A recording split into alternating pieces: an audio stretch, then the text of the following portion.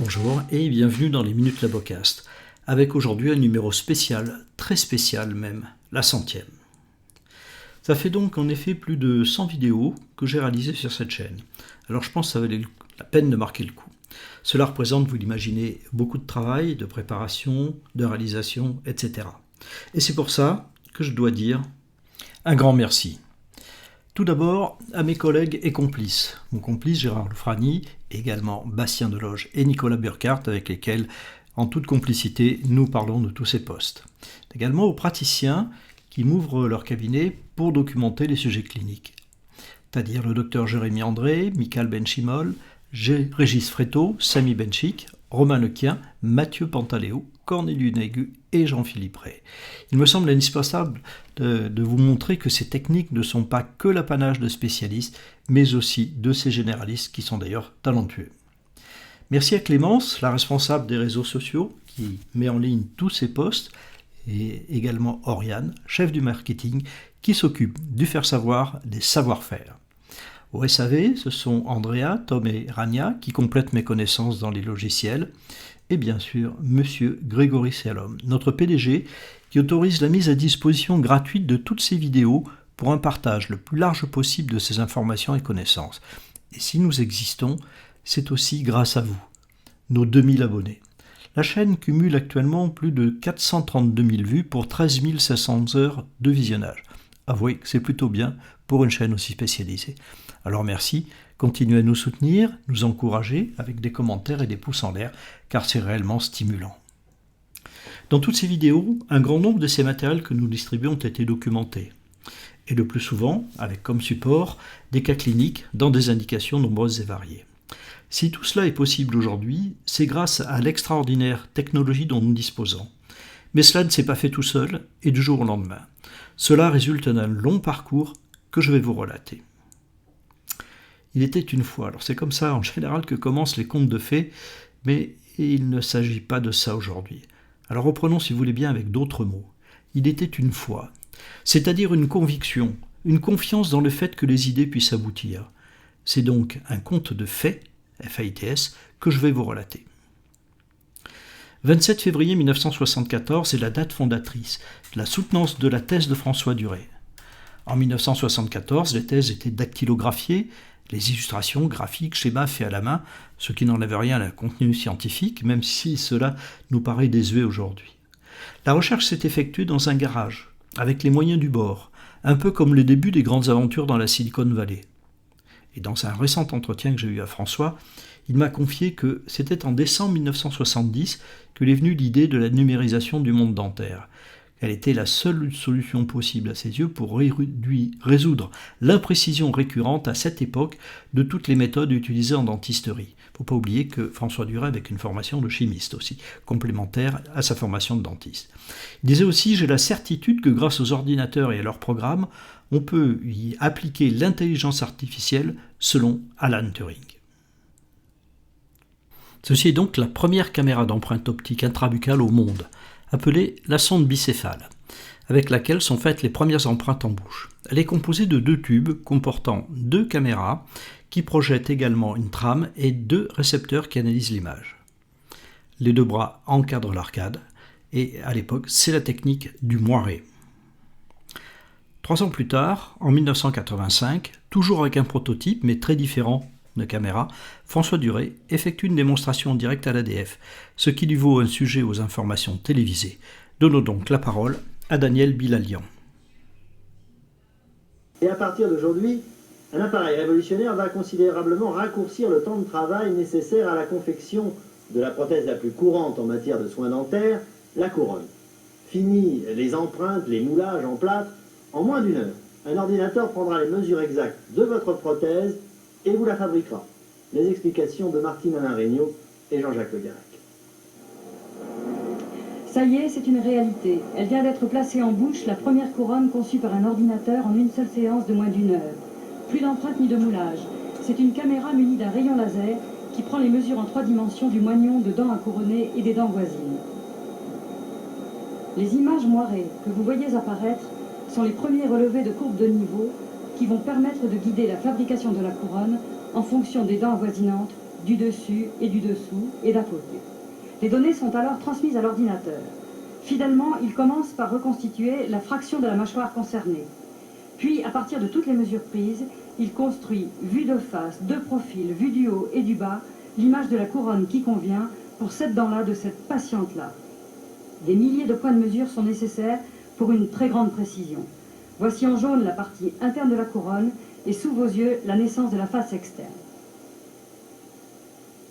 Quand l'image est parfaite, la machine-outil prend le relais en suivant un à un les innombrables messages donnés par l'ordinateur.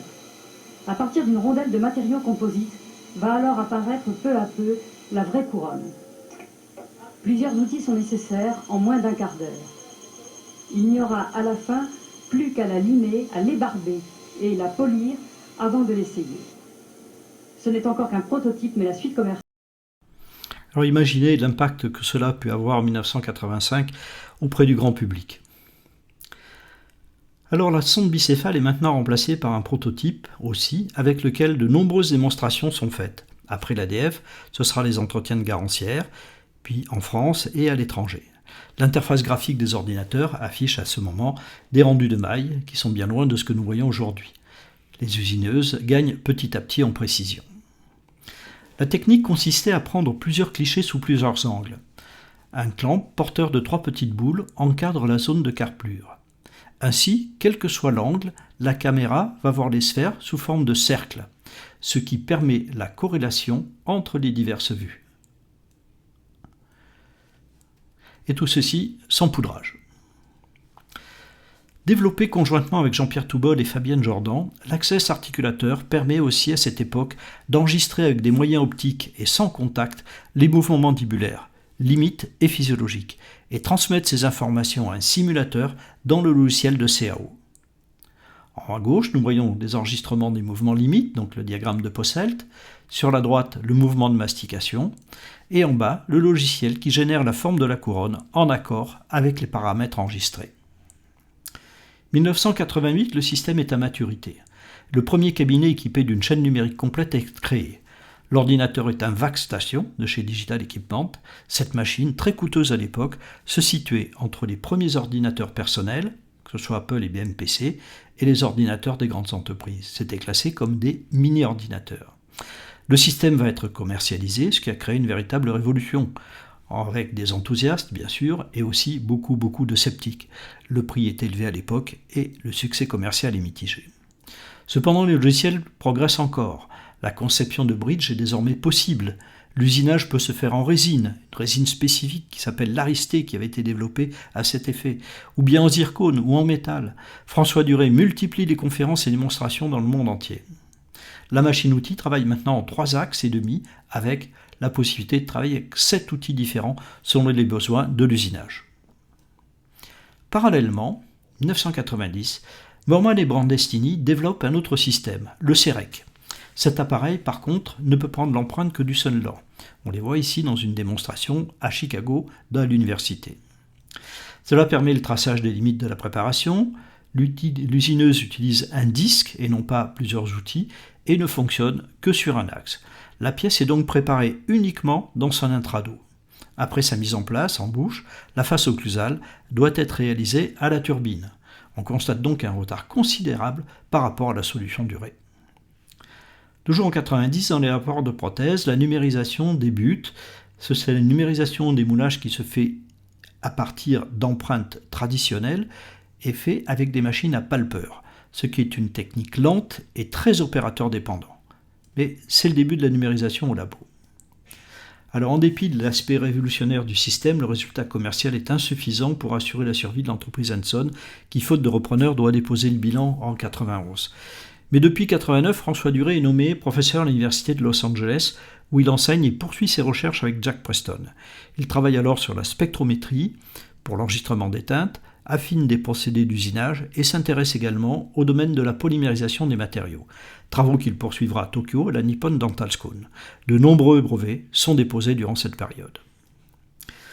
Alors, en Europe aux États-Unis, le système CEREC rencontre un certain succès commercial.